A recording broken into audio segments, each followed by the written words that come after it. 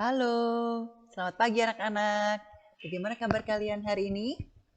Miss berharap kalian semua tetap sehat, tetap semangat.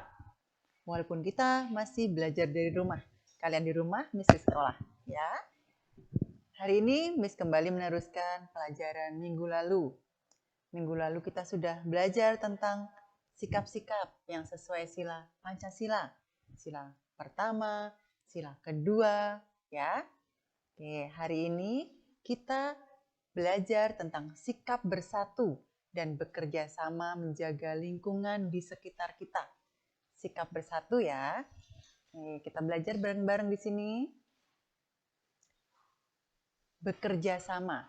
Bekerja sama itu artinya adalah usaha atau kegiatan yang dilakukan bersama orang lain di sekitar kita untuk mencapai tujuan bersama. Bekerja sama bisa dilakukan di rumah, di sekolah, dan di masyarakat. Bekerja sama tujuannya untuk mencapai kebaikan bersama. Ya, cara menjaga lingkungan di sekitar kita. Seperti apa? Dalam wujud seperti apa kerjasama yang harus kita lakukan? Misalnya memelihara kebersihan lingkungan rumah. Dengan cara apa? Mengadakan kerja bakti, menyapu, mengepel, membuang sampah pada tempatnya secara rutin agar rumah kita nyaman, agar rumah kita bersih, sehat. Ya. Terus cara menjaga lingkungan yang ada di pemukiman sekitar rumah kita. Misalnya menyapu halaman rumah, depan rumah, biar tidak banyak rumput yang panjang-panjang harus dipotong, harus rapi. Kerja bakti membersihkan selokan di depan rumah kita. Itu juga contoh kerjasama yang bisa kita lakukan dengan tetangga, dengan keluarga kita. Ya. Selanjutnya, contoh kerjasama juga terjadi di sekolah. Kalian bisa bekerja sama dengan teman-teman kalian di sekolah. Misalnya melakukan piket bersama membersihkan kelas, membersihkan laci, meja, dan membuang sampah pada tempatnya. Kolong-kolong meja dicari sampahnya. Kalau ada, buang ke tempat sampah. Itu contoh kerjasama yang terjadi di sekolah. Ya. Menjaga kebersihan di tempat umum. Perlu kerjasama juga. Jadi kalau kita di tempat umum misalnya, kita harus membuang sampah pada tempatnya. Nggak boleh membuang tisu sembarangan.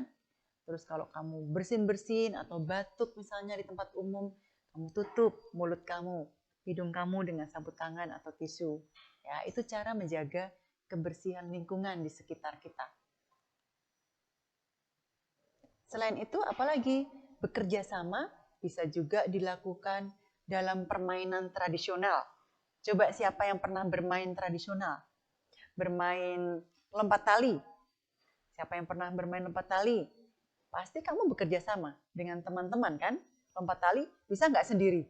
Kamu ikat talinya ke sana, kamu ikat lagi ke sana, terus kamu bermain sendiri. Coba, lebih enak mana? Bermain sendiri atau bermain bersama-sama teman? Pasti lebih enak bermain bersama-sama teman, ya. Jadi kerjasama juga bisa terjadi dalam permainan tradisional. Misalnya lompat tali, lompat katak, lompat bangau, ya. Nanti dipraktekkan. Saat ini kita mungkin tidak bisa keluar bermain bersama teman, tapi kamu bisa praktekkan bersama kakak, bersama adik di rumah, ya. Dengan bekerja sama dalam permainan tradisional, hati kita akan senang, riang, gembira, dan tumbuh sikap persatuan. Karena kita bekerja sama dengan orang lain, ya. Sikap bersatu dan bekerja sama merupakan cerminan sikap yang sesuai dengan nilai-nilai dalam Pancasila. Walaupun kita berbeda-beda, kemarin di pembelajaran yang lalu sudah menjelaskan kita harus bersatu, tidak boleh membeda-bedakan. Ya, di sini juga bekerja sama dan bergotong royong merupakan cerminan sikap yang sesuai dengan sila-sila Pancasila, terutama sila ke-3 Persatuan Indonesia, bekerja sama, bergotong royong agar bersatu. Ya, itu merupakan pencerminan sikap sesuai dengan sila ke-3 Pancasila. Apa akibatnya jika kita tidak mau bersatu? Coba, kalau kamu tidak mau bersatu dengan teman kamu maunya sendirian, hidup sendiri, apa akibatnya? Gak mau bersatu sama orang lain. Akibatnya tidak punya teman pastinya. Kamu nanti dijauhi sama teman-teman karena kamu tidak mau bersatu. Terus apa lagi? Hidupnya pasti nggak nyaman. Kalau kita nggak punya teman, nggak mau bersatu, pasti hidup kita tidak nyaman. Ya, kita tidak bisa hidup rukun dengan orang lain. Karena tadi kita tidak mau bersatu, diajak piket bersama, nggak mau. Diajak berdiskusi bersama, nggak mau. Diajak tugas kelompok, nggak mau juga. Tuh, akhirnya kamu dan teman-teman kamu tidak bisa hidup rukun. Diajak kerja bakti di lingkungan rumah, di lingkungan masyarakat, tidak mau juga. Akhirnya tidak bisa hidup damai, tidak bisa hidup rukun dengan tetangga, dengan masyarakat. Ya, jadi kita harus bersatu. Itu akibatnya kalau kita tidak mau bersatu. Gak punya teman, dijauhi, hidupnya nggak nyaman, nggak bisa rukun dengan yang lainnya. Ya, terus pekerjaan kita jadi berat. Coba kalau kamu membersihkan rumah sendiri, tanpa bantuan atau tanpa kerjasama dengan kakak, dengan adik, pasti akan terasa berat dan lama. Membersihkan satu rumah, membersihkan kamar papa mama, membersihkan ruang tengah, ruang tamu, kamar mandi, kamu membersihkan sendiri, pasti lama. Tapi dengan bekerja sama, dengan bersatu, bersama-sama melakukan pekerjaan itu akan terasa lebih ringan, pekerjaan juga cepat selesai kalau kamu bersama-sama. Ya. Terus kalau kita tidak bersatu, apa yang akan terjadi lagi? Tidak adanya persatuan dan kesatuan. Ya, kamu hidup sendiri, tidak bersatu dengan orang lain. Itu akibatnya kalau kamu tidak bersatu.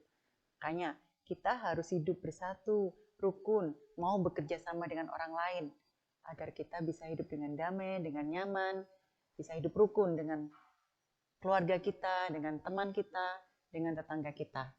Ya. Dari penjelasan Miss tadi, sudah paham anak-anak? Sikap bersatu itu sangat dibutuhkan dalam kehidupan kita sehari-hari karena kita adalah makhluk sosial yang dalam kehidupan sehari-hari kita membutuhkan bantuan orang lain. Ya. Nanti kalau belum jelas, kita akan ketemu lagi di besok saat pelajaran PKN. Kita bisa bertanya jawab kembali. Saat ini kalian bisa lihat dulu video yang Miss bikin. Nanti juga Miss akan kirimkan pembelajaran yang lainnya lewat YouTube yang bisa kalian lihat tentang sikap bersatu dan bekerja sama. Oke anak-anak, terima kasih untuk perhatiannya. Tetap semangat, jaga kesehatan. Tuhan Yesus memberkati.